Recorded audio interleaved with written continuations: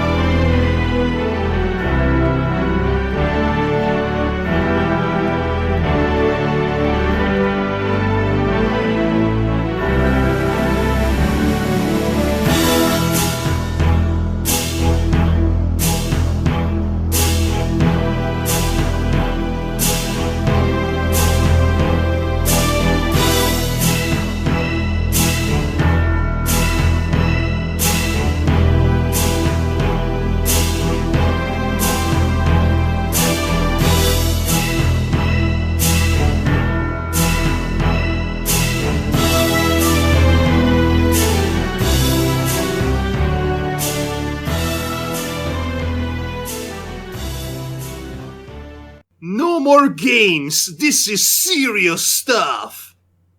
Yes, we're all serious! You know, at some point, these completely arbitrary cold openings will get annoying.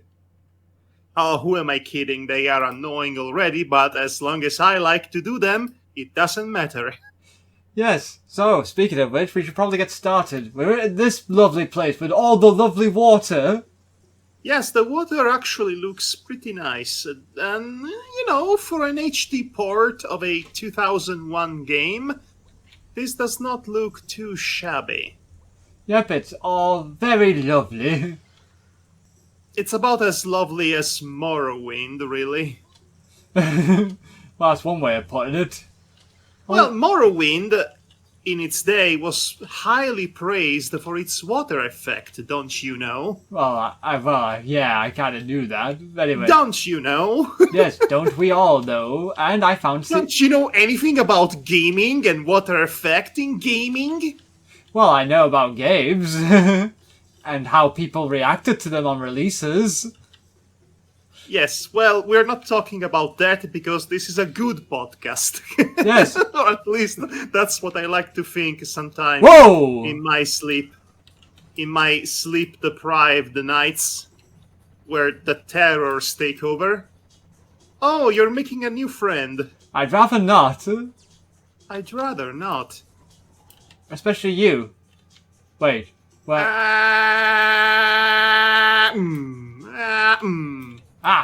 Oh, that one got to you, didn't he? Okay, I hear no one else screaming, so that means everything's a-okay now. Yes, when the screaming stops, you know, you've done good. Yep. So we're just gonna continue on. Speaking of good, so what have you been up to this past week? I mean, not very much really, because I just been still continuing playing the Final Fantasy VII Remake, and oh, harpies! Ah yes, this is the level in which you might get the scope rifle. Did I just say scope rifle? I meant sculptor rifle. The sculptor rifle? The scalpel riped. Oh gosh, no. How about no to that? So do you want to talk more about Final Fantasy VII? Do you have anything new to add to the proceedings? Not really, because I haven't really gotten to the meat and bones of the of what is truly going on in this game, because I'm a bit dubious of why I'm getting why this party is getting plot points from very, very, very much later in the game chucked at them at this point in time, so... Hey, we're making this quote-unquote remake of Final Fantasy VII, but we're not sure if we're ever going to make more, so we might as well merge and coalesce as many plot points from the original larger game into this episode 1, which could only be an episode 1 out of 0. if you know what I'm saying. Well, I would hope that won't be the case, considering that I'm invested in this. Yes, well, you know what? Let's reserve that conversation for when I actually you get to the done. end. Yes, and let's see if you're still of that particular mindset. But I will say this, I do like the fact that, because right now I'm in the Shinra building, which would originally take you only a couple hours to get to. Took me about, let's say, 30 to get there in this game. Well, you see, it's a metaphor for corporate climbing. Which is expressed by literally climbing a corporate building. So it's not actually a metaphor, but it is at the same time. Was not expecting you to say that, but okay. But, so yeah, my leg is itching, so, it's distracting me a bit. Oh! Oh, you have 1 HP. This is a very difficult opening act, isn't it? Well, it's not helped by the fact I was distracted. Right, so, if you recall, last episode we left you all with a cliffhanger. Oh no, not that. Juicy cliffhanger. And you know what? I'm going to build some more to it and reserve that story that we promised for the end of this episode. We will tackle it, but we're going to reserve the best for last, is what I'm saying. Yeah, in other words, keep things close to our chest, sort of thing. Yes, oh, it's going to be a glorious story, the greatest story ever told. I don't know if I am Overselling it? overselling it, yes. Don't worry, Or maybe I am underselling it. Don't worry, it's just like AAA gaming, so Yes, this will be the greatest game ever made! The most realistic graphics! This is the first game in history in which your choices matter, even though there are literally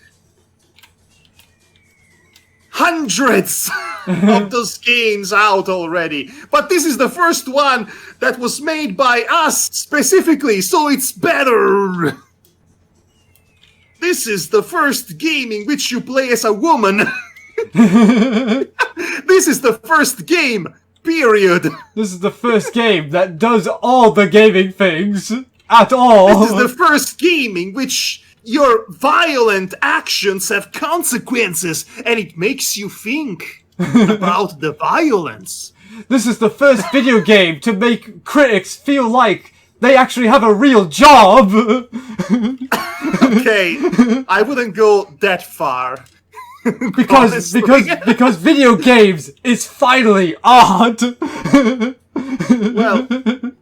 I don't even want to joke about that. Video games are art, and they have been that for a long time by now. Yes, I'm not going to joke about that either, because it's what you make of the game, really, not Yes.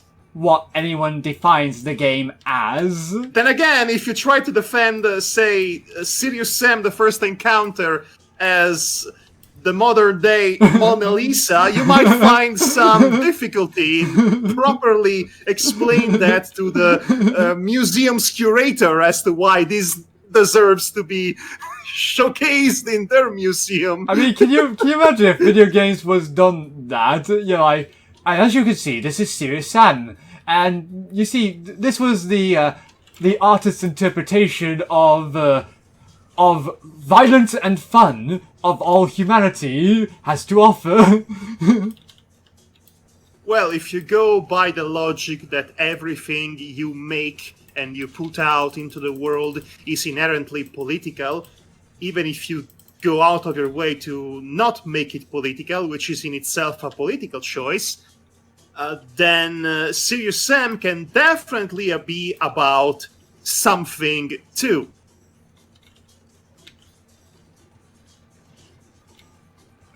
I'm trying to think what that could be, but I'll let you know once I to the proverbial epiphany.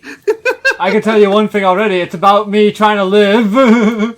That's Ah, yes, the struggle to exist in a world that wants you dead. A struggle that many people can relate to. Get I'm going too far. to stop before this gets not funny. yes, and too deep for our liking. Yes, well, I like to go deep about the topics that we discuss. As you know, I like to do. Yeah. But sometimes it's also okay to have mindless fun, like the one we are having at the minute. Yeah. Oh, holy! Where did you guys come from? I like the effect of them running through the water. It leaves some nice ripples in the body of fluid. And body of they're fluid. gone. Thank goodness they're gone. Oh, Yes. I see someone in the distance coming up towards me. I would suggest to save in the midst of this arena fights. Yes, I'm going to be doing that. Holy crud, there's so many of them.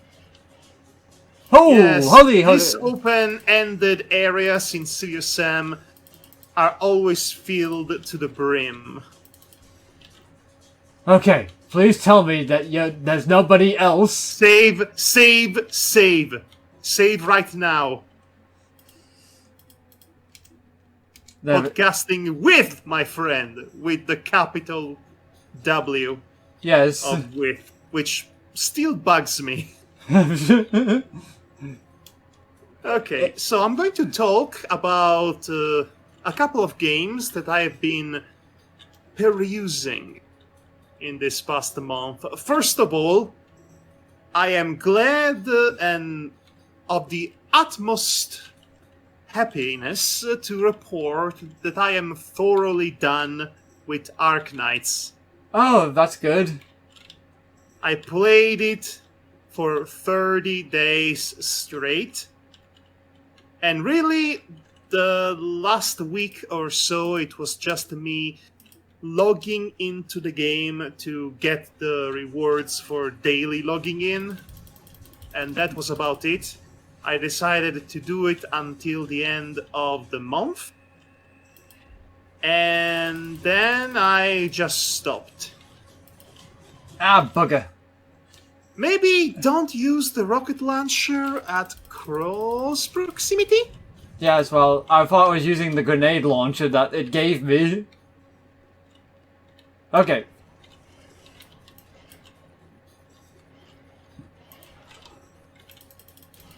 So, with Arknights done and dusted. You can actually live! Yes. Well, no, because there are a couple of new games that I have sunk into. Oh no. Yes. Ah. Okay. And I'm going to talk about them right now. But I have to actually give you a weird preface for one of them. Do you recall a game titled Demetrios, the Big Cynical Adventure? Yes, I do remember that, actually. Yes, I was completely unable to forget about it because I kept seeing it popping out on every platform and game store known to man. Not Because the maker of the game, a Fabrice Breton, the solo developer of Cowcat, which is a French-based studio, yeah. in case you couldn't tell by the name. The name of the guy, not the name of the studio. Yeah. So he made that game a few years ago, and presumably he contacted a few YouTubers, I was included in that list, to try the demo of the then upcoming Demetrios, the Big Cynical Adventure. And if you recall, when we played it together for MadPlay, Yeah, I remember playing that. I wasn't too, impressed. Oh! Yes, neither of us were very impressed with the game's sense of humor or puzzles or really anything about it. It was a pretty run-of-the-mill adventure game with a severe case of irony poisoning, if you ask me. But anyway, as I said, this game was ported on every console known to man, because as it turned out, Cowcat, Yeah. or Fabrice Breton, I'm just going to refer to them as Cowcat Studio for convenience. Cowcat as a studio is pretty good in porting games. And it demonstrated that by, as I said, the aforementioned relentless porting of Demetrius, the Big Cynical Adventure, which suggests to me that this game was somewhat successful. Otherwise, porting it to every platform known to man, and I do mean pretty much everything from the PlayStation Store to Nintendo Switch, Steam, of course, mobile phones, you name it. Yes, it's on mobile phones. That's a thing. That's a thing. So it must have been successful, because Why else would it be? transliterating games into different platforms, it's not an economic venture. So it has to be backed up by the promise of money making, logically speaking. Yes, the making of money. Because we've got to have money in order to stay in business. So apparently that must have been a success story. I don't actually have the data under my eyes because I really could not care less about Demetrios. No offense to Mr. Breton of Cowcat fame. It's just not for us, really, so... Not for us, for what we gathered. And keep in mind, we played that a long time ago. So why do I bother bring up Demetrios, since I made it clear I have not played it? So, why we bring it up? Because Cowcat actually is a publisher now. Really? Or rather, it's interesting because as of now, the year of our Lord 2020, in a non-specific month of the year, because I don't want to date this podcast too much. I don't know when it's going to come out. Regardless, as of this moment in time, Demetrios is the only game that Cowcat ever developed, ever made. There is a new project that it's scheduled to come out this year. But aside from that, Demetrios is the only game they have personally made. They do, however, have their hands on 3 very, very different games by a Spanish studio developer by the name of Diabolical Mind. And yes, it's a name that I refuse to pronounce without emphasis. Diabolical Mind. And they make very quirky, interesting, retro-style action games. And apparently Cowcat has both published and ported these games for other platforms, such as the PlayStation 4, the Nintendo Switch, even the Vita. Right. So yes, Cowcat inexplicably is the publisher for Diabolical Mind games. Or at least it has its name on top of it as the team, even though it's a one-man team essentially, responsible for the transliteration of those games into consoles. So far, so good. Yeah. So all of their games are available on the Switch, What the? because that's where I tried them. And You might want to know what these games are about. Well, there is a game titled Xenon Valkyrie Plus.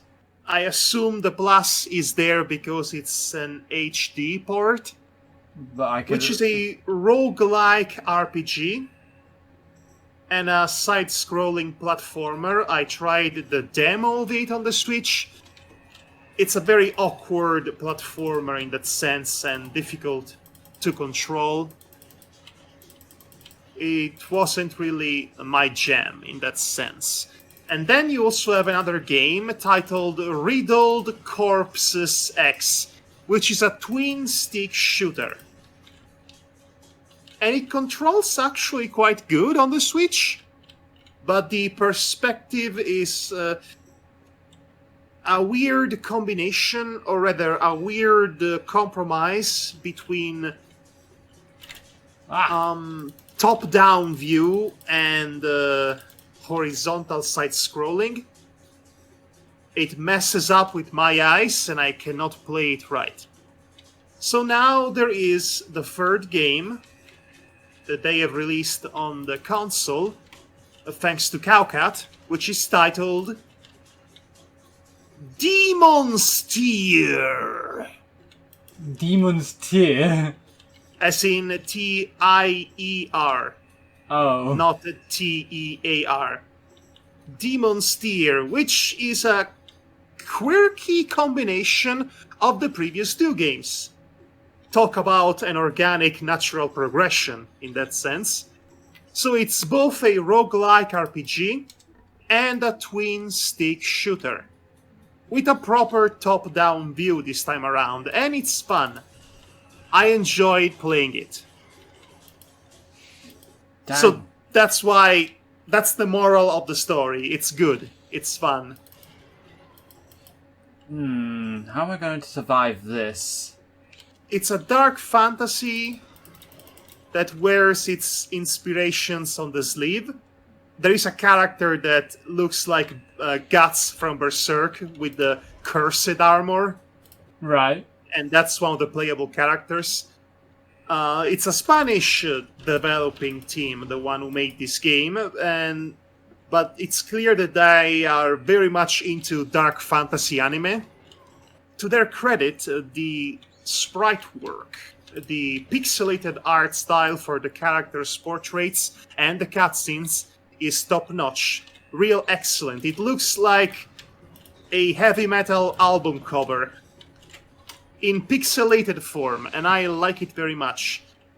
Unfortunately, the aesthetic is not as good when the actual gameplay begins, and the characters you control, they are these minuscule chibi caricatures that tonally don't fit with the more metal quality of the cutscenes and the more detailed work with the characters' portraits.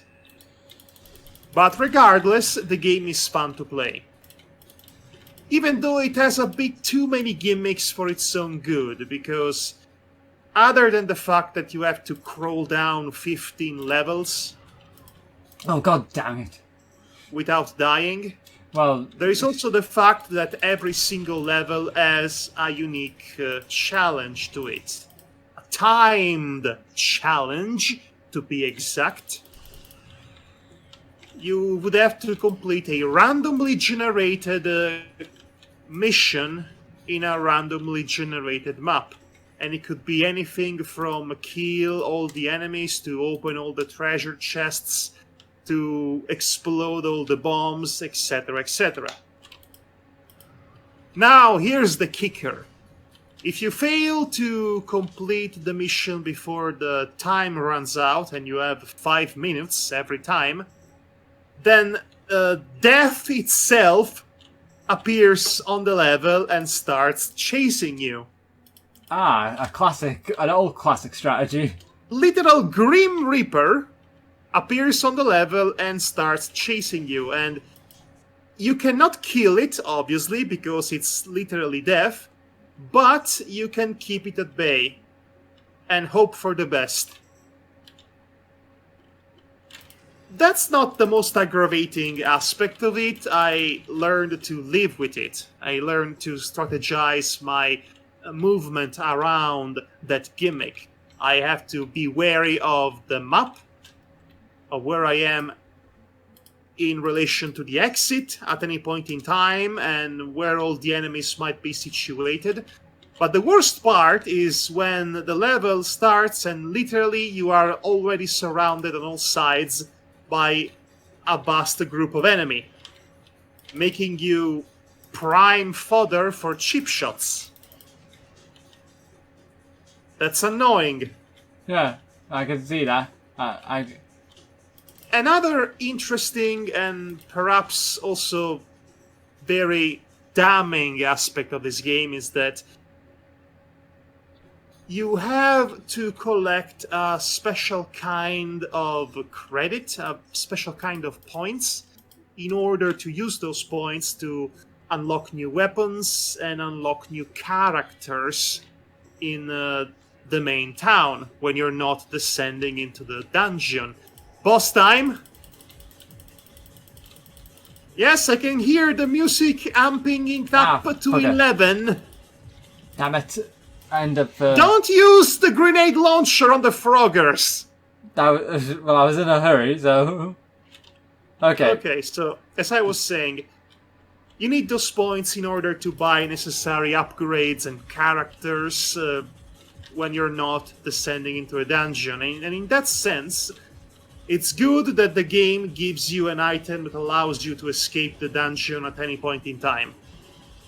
Ah, dang it. You would have to start from the beginning, obviously, when you do that, but at least there is that. Let's try another weapon. We can start off with this at least for. However, keep in mind this, that if you die in the game, you lose all of your points. Because it's a roguelike. Now, you get a chance to gain those points back, but you have to reach the point where you died the first time. It's very Dark Souls in that sense. Yeah. And of course, if you die before that, you lose the points forever. So it's a very risk versus reward strategy. Do you escape at the right moment and save up all of your points that you made up until that point? Or do you risk it because you're so close to the end?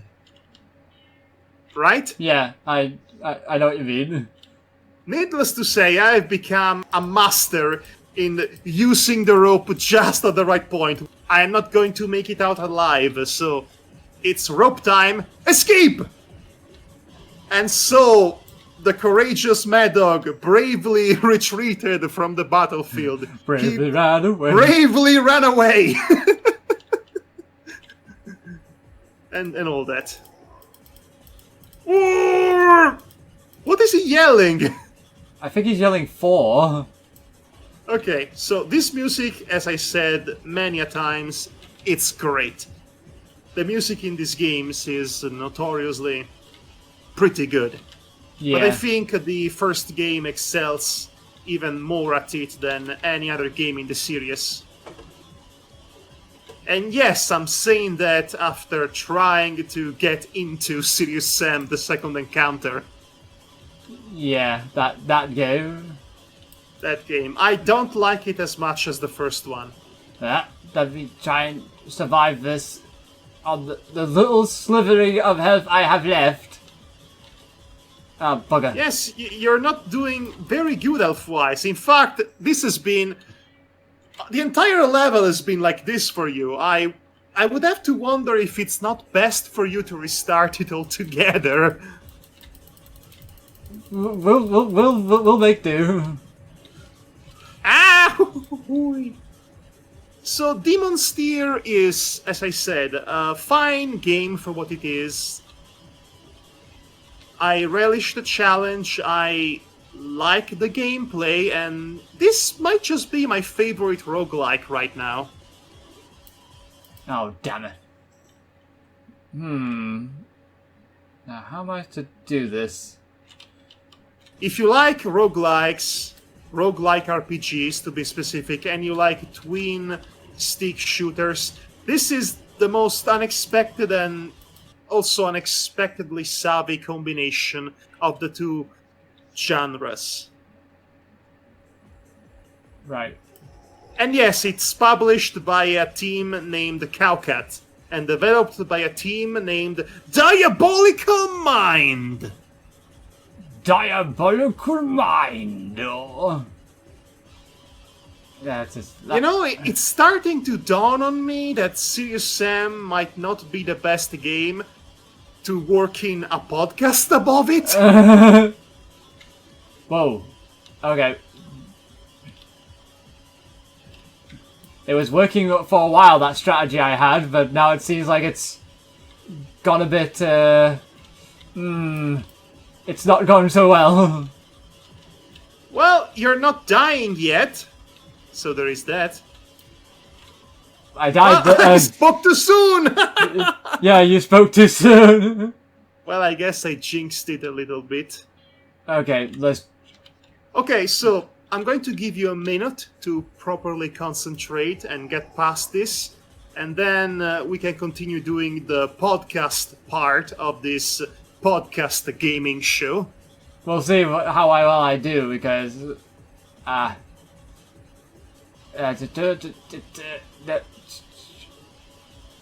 Move, start moving, start moving!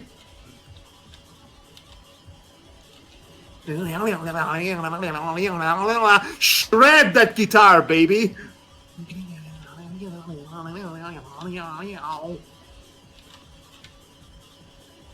Ah! They came to the side.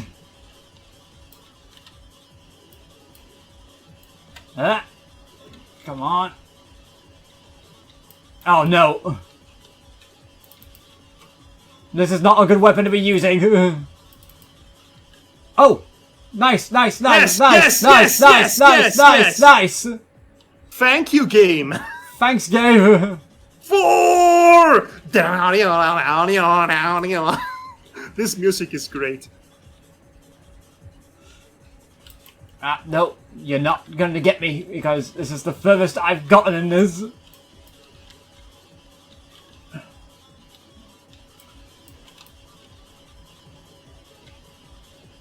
Could Uh-oh. you... Uh-oh. Stand clear! Oh no! Save! Ah, Oh no! You were so close too! it's very difficult to save during a very, you know... You should use the quick save.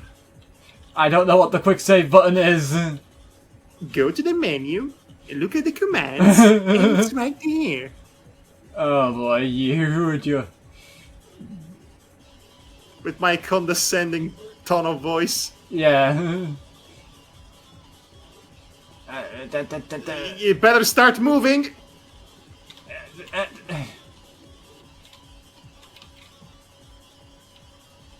You know, it would be great to have the Gatling minigun at this point. It would be. It would be nice to have, you know, some guns. Or the flamethrower. That would be perfect for the occasion. It certainly would be, yes. Oh gosh.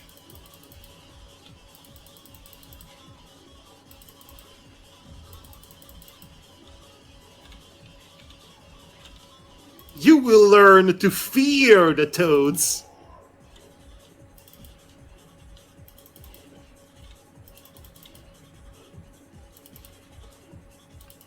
Hurt.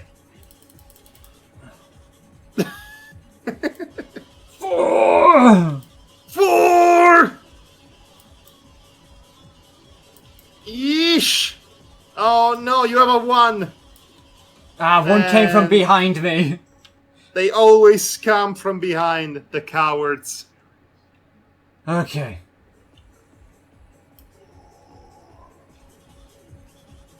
Would you like more?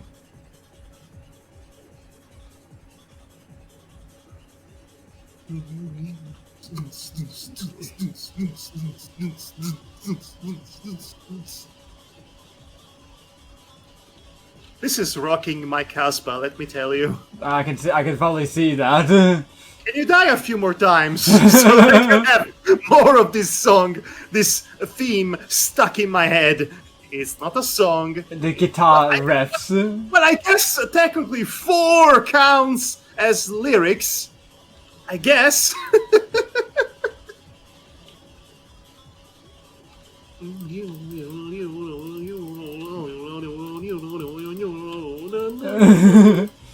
Here you doing that is making me think Popeye is like when Popeye jams out. I can be Bluto if you want.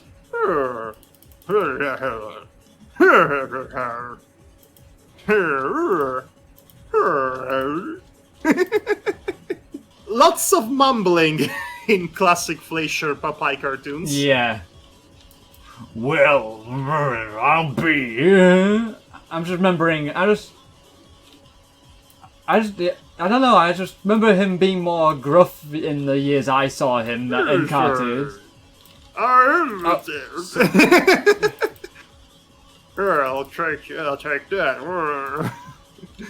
2 left. 1. Come on. Come on. Come on, we can do this. Ah! Oh my gosh! 4. Okay, 4 is part of the music, so I guess this technically qualifies as a song. Ah, we made it. Yes, But we did. But what, You did it. But what cost? Well, 100 less frogs in the world. I think you deserve a boon. Ammo! Armor! Health! Indeed. Wait. Okay, so what? I'm just wondering why they giving it to me for free. Well, it's not for free. You have to go through that ordeal. Okay, let's... Yeah, I knew it! I called it!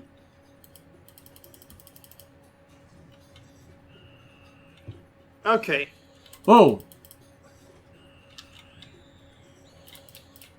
Oh, those. There is another game that I have been playing Yeah. as of late. Well, actually, you know how I just talked about Demon Steer and how much I enjoyed it? Yeah. Well, then came this other game, and all the time that I spent on Demon Steer just vanished from the face of the earth, because this other game, now, this really took a hold on my soul. Right. Have you... this is a bit of a rhetorical question, because I'm going to assume that the answer is no, but humor me. Have you ever heard of a Nintendo 3DS game by the title of Ever Oasis? The title sounds oddly familiar to me. I don't know It's not Last Oasis, it's Ever Oasis. I say this because I googled it and it gave me a completely different game. I don't know. I may not have seen it. It's just that it's just, for the life of me, I cannot place the name to the title. Well, I can't place the title to the game, so to speak, because... Okay, well, you know, I have the physical copy here in my hand, so allow me to reach for it. There it is. And allow me to read what the actual game box, there it is, has to say about the game itself. Yeah. Ever Oasis. Age 7 up. Uncover the mysteries hidden beneath the sands.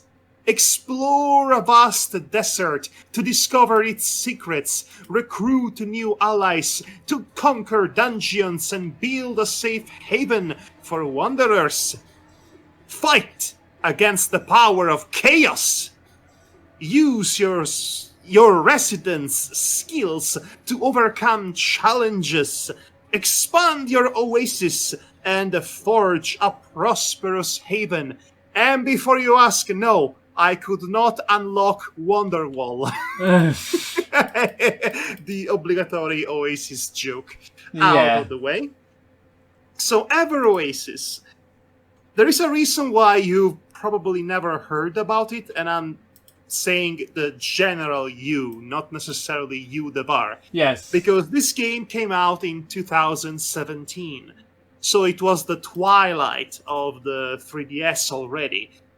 The Nintendo Switch had already come out, and the writing was on the wall for the old portable console, because the Switch was already Oh no. was all along going to substitute the old 3DS, because it's both a home console and a portable one, Yeah. with better graphics, more powerful and all. Whoa!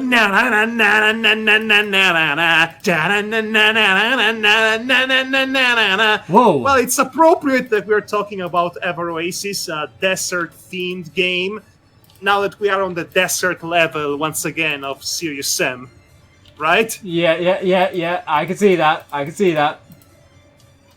Oh, I hear this music again. So, Ever Oasis, the best way to describe it to you, it's imagine Animal Crossing if it had a chocobo crossbreeding with The Legend of Zelda. Right. So it's equal parts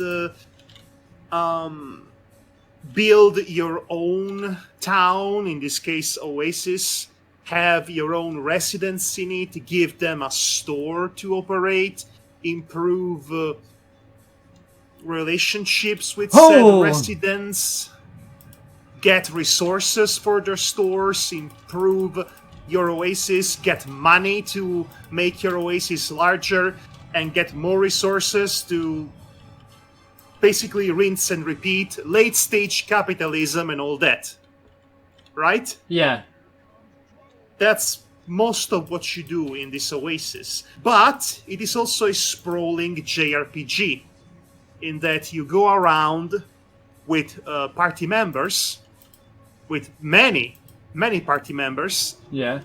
In fact, the unique gimmick that I really like about this game is that every single NPC that comes to live in your Oasis is an optional party member. And they all come with their own unique sets of abilities that are useful in specific contexts, in puzzle solving, environmental puzzle solving, or collecting resources.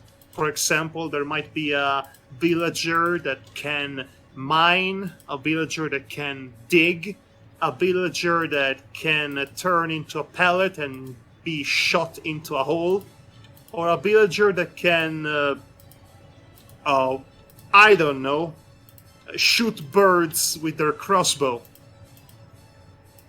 So their abilities are determined both by their powers, their talents, and the weapons that they use. The game is fun. Especially at first, when it's very unassuming and introduces its element one at a time, because it knows that at some point you will be so overwhelmed with busy chores and busy work that it will become oppressing. Okay, let's just save here before I lose my goddamn mind. Because as I said, when I said it's Animal Crossing meets Legend of Zelda, I mean that in both the best and worst possible ways.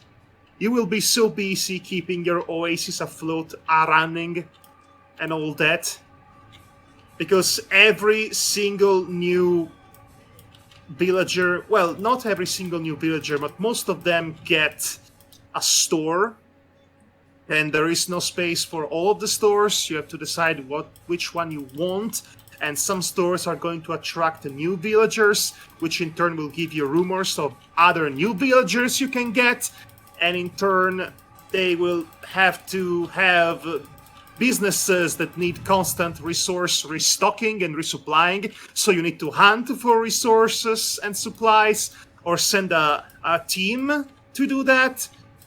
And then there is gardening, and there is leveling up the Oasis, and there is leveling up every single party member you use, including yourself. Need to figure out a way. It can get a bit overwhelming. Yeah, as overwhelming as this. If you don't know what you're doing. But honestly, I've been too good at this game, I noticed, because I ended up obtaining side quests way earlier than I was meant to, because I was still very underleveled to take them on. But then I did take them on anyway, and I ended up beating level 24 enemies at level 12. Because it's an action game, actually. Right. And when I play with very much more leveled up enemies compared to my own, I basically have to play as if I am playing Dark Souls. So lots of dodging and hitting and dodging again. And the puzzle solving is light and fun as well. I especially enjoy finding the perfect combination of party members with just the right abilities to get something to work. And so you unlock treasure boxes and explore dungeons and all that. Sometimes you, in classic JRPG or Legend of Zelda fashion, you have to come back in the area later because you don't have the appropriate power or party member to do the thing that needs to be done. Huh. I wasn't expecting that. What happened? Basically, I ended up getting over that hill there where the player was not supposed to get there, and I got teleported back in here, where the playing area. Well, that's funny. That's how nice going there, developers. You thought about everything, apparently. Yes. Okay, now we're in a safe spot. I like this game very much, and one of the best features about it is how cute it looks. It's as cute as buttons, let me tell you. Yeah. The character design is excellent and very charming, and I especially like the work that went into making every race in this game perfectly distinguishable from each other at an individual level. For example, there is the quote-unquote main race called the Seedlings, which are the ones who control the Oasis, and they are the only ones who can grow stores, literally grow stores from the ground by putting their literal hearts inside the ground. It's silly, but it's also cute. Yeah, sounds cute. And so they literally grow a business out of the ground that I have the liberty to place either on a main road or a back road. The Oasis eventually gets larger with each and every new level. You know, much like the band. Yeah. And the character design is very cute. I would definitely recommend to look it up online. Then you also have various races called the Desert Folks. You use those races to collect resources and hunt for animal parts. And you have this species of very cute snake salamander-like warrior ladies armed with spears, which is a big selling point for me, if you ask. If you ask me, Selling point for a lot of people, really, honestly. Yes, I'm assuming so, but they are very cute and they all look very different. As in, you can tell they're all part of the same species, but they all look very different from each other because they are different people that belong to the same tribe. Right. So very distinct, essentially. Yes, and the first one you get is named Miura. She has the innate ability to mine. But other than that, the gimmick about the desert folk, all of the desert folk, and that include also scarab, scorpion-like people, Yeah. and also desert rabbit people. You cannot personalize and customize them as much as you could a seedling. You cannot give them equipment. They have their own, and that's by default. You can only give new equipment to the seedlings. And all of these people come to live to your beautiful oasis in the middle of the desert because it is the only remaining oasis in the world which is being consumed by chaos, much like our world. Yeah. So that's literally an oasis, the oasis in the desert of life. I'm using literally too much, but this game is to be taken very much at face value. When I say they put their hearts into their work, you know I mean that. Yes, I do know. So it's a very good and fun game that gets overwhelming and oppressing with all the chores you have to do, and it really speaks to the addicting portion of my brain, the one that gets easily mesmerized by so much to do. Yeah. But I think it's a better Animal Crossing. You can continue the game now if you want.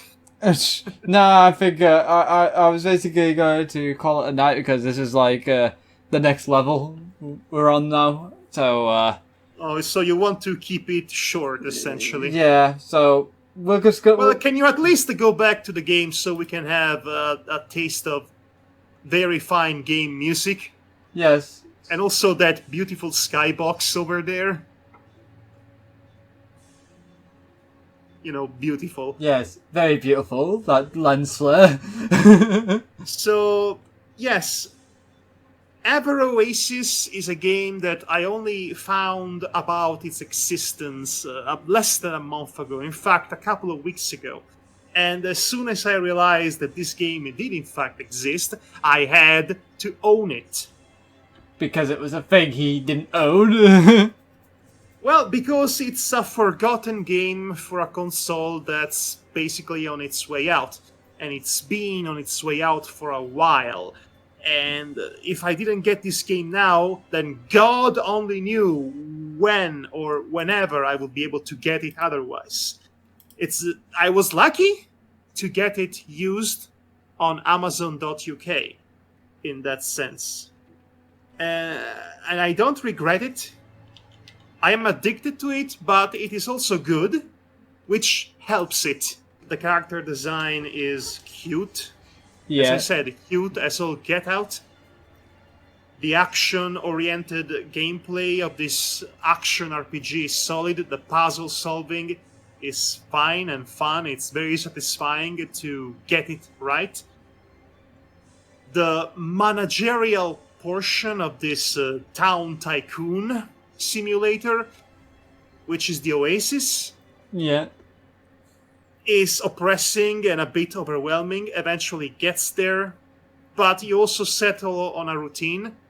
But as soon as you settle on a routine, then oh no, here's a new guest, here's a new villager, and oh no, here comes a new villager right after the last one, and oh no. And what's very inconvenient about it is that you can only take one side quest at a time. Ooh. And considering how many of them just keep popping out and get to my oasis, which I guess it makes sense, it's the only remaining oasis, so everybody wants to be there. Everyone wants a piece of that oasis. Yes. As of right now, which I believe I'm getting close to the end, I have over 50 inhabitants Nice. in that oasis. It's too many people! Too many people to handle. So yes, this is a game about cultivating and expanding your oasis with your cute water spirit wife, while going around in the world in a sprawling adventure, uncovering the mysteries of the sand. And it's a pretty interesting and unique amalgamation of different gameplay elements. Like I said, it's Animal Crossing by way of The Legend of Zelda, if it were all a JRPG. And it works. For me, it works, and it's very good. It's a game that inevitably people must have slept on, because again, the timing for it to come out was completely wrong. If it had come out just a year before, it might have had a chance. This game was developed, I believe, by the same people who ported Ocarina of Time on the 3DS. Huh. So it has some pedigree, I believe. I don't know how that game plays on the 3DS. Honestly, I don't even like the original Ocarina of Time. It's not aged well for me. Yeah. However, I'll tell you what, Ever Oasis controls like a dream. Even considering that you can only move the camera using the trigger button because it's a 3DS, it doesn't have a second analog stick. Even considering that, it still works pretty fine. And thank goodness there is an automatic lock system for the enemies. Yeah. Honestly, if this game did not have a few important quality of life mechanics, such as the ability to resupply all of your stores at once and sending out teams to collect resources, this title would be absolutely unforgivably unplayable. Yeah. For obvious reasons. Well, anyway, this is my opinion on Ever Oasis. Again, a game, I have the physical copy here. You can buy this off still on the store of the 3DS. And if you want to somehow interact with it at this point, well, I should suggest you to do so as quick as possible, because let me tell you, it's not that far away from meeting the same fate as the Nintendo Wii store. Yeah. So, if you want to pick up this game, you better do it fast. Either if you want a physical copy or a software copy. Do it fast. Do it now! Do it now! Put the cookie down! Get Ever Oasis out! Okay, so, So with that said, I think we can... oh, wait, I almost forgot. yes, I was gonna say we have a story to tell. We have a story to tell, don't we? We have a story to tell. Oh, boy. Yeah, oh boy. Next episode! Oh, no, okay. Okay, that would be dastardly. That would be mean. Okay, but I cannot look at you just standing on place doing nothing. Okay, I'll just spin. Before we tell this story, stop spinning, please. Yes. Before we tell this story, I think it's important to preface it by saying that, by reiterating, more like it, that I am indeed on the autistic spectrum. I have Asperger's syndrome. Yeah. And one common aspect of having Asperger's syndrome, experts will tell you, is a lack of social grace. Essentially, your brain has less filters depending on the social context. And that's something that I used to be much worse at.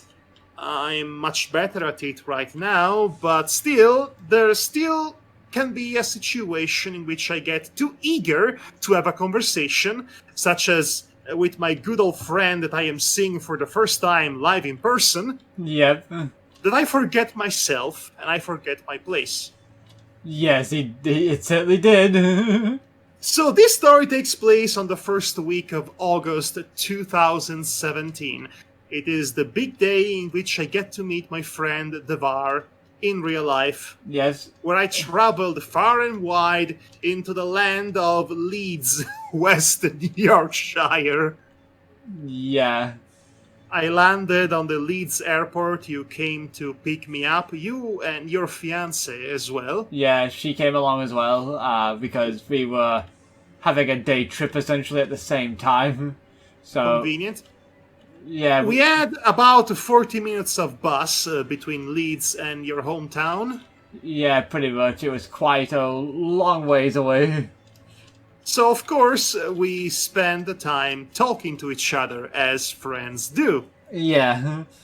And As friends do. yeah, we were talking about video games and other media. I have no idea about what we were talking about, but we had the ability to get off topic immediately and get to another topic. We were basically chaining up topics, a conversation like a combo in Street Fighter. Yeah. It wasn't until one particular conversation where I decided to bring up censorship in video games as a topic. Yeah, and yes, censorship in video games. Yes, and which somehow springboarded me to talk about weird censorship in pornography. Yes. Specifically, weird censorship in hentai. Yes. On the bus. Yes, on the bus, but that's not even the best part. I don't even remember the name of the show, of the OVA, but essentially, typically, when you censor a penis or a vagina Yes. in a hentai, Japan tends to use the tried and true technique of the mosaic. Yep. Right? Pixelation of Not words. pixelation, not in this case though. No, this hentai decided to go the extra mile. The extra super special mile by completely removing the penis from the frame. So all the time the woman handling the penis was handling oxygen, air. There is a nothing where the penis should be. So I don't know what prompted me to say this, but I remember yelling essentially out loud, "This hentai has invisible penises!" Yes, and I was like going like trying to calm him down and shush him, and and I couldn't stop him in time, and he said that.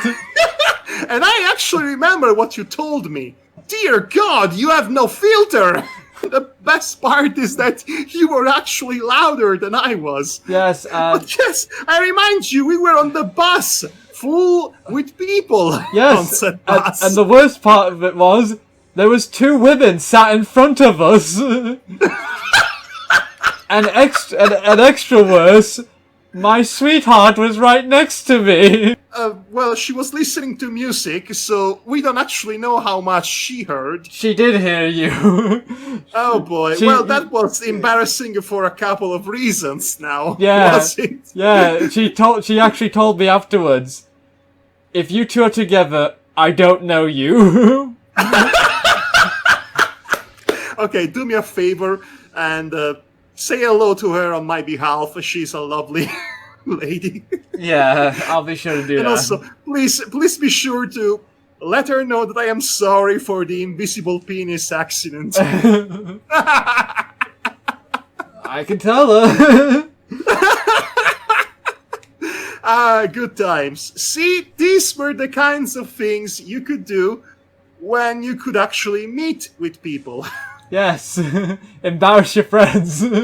Yes, the best first impression. I told you this is the greatest story ever told. Mwah! Good night, everybody. Yes, and with that said, there is nothing more to add. There is nothing that could possibly top the topic of invisible penis on a bus. Great story. So, yes, this was a shorter than usual podcast, but I would like to believe it was packed with good old-fashioned positivity and sour fare. Yes, because we need that right now. Yes. So thanks for joining us, everybody. I have been Madhog Master. You can find me on Twitter at Adriano Bordoni1 and on YouTube, which is the same YouTube where you are watching this. So subscribe and hit the notification bell. And Devar, well, he has a YouTube too. Yes, I have a YouTube, Fellow Bravers Productions. Yes, he is a YouTube. He's a personified YouTube. And I've been quiet on Twitter, but I do have it. But Yes, you know, when you told me that you can't access Twitter through a phone, I actually was taken aback. I actually said that that I can't access Twitter right now because it was on my phone, and because my phone's busted, I just can't get to it right now. Okay, but that's what puzzled me for a moment. But then I remembered that, oh right, people actually use Twitter on their phones. Am I the weird one that only uses Twitter on his computer? Well, I would use it on my computer as well, more often than my phone, but I decided to, for ease of convenience, have it on my phone, and, You forgot the password. Yes. I've been there, actually, so I could not actually make fun of you. Well, yeah, much to the chagrin of my family and friends who know me, and password, and my relationship with passwords. Yes, luckily there is nobody who's technically savvy in my family, so nobody can make fun of me for my internet faux pas. But yeah, it's there. It's there. So I'll be quiet. Okay.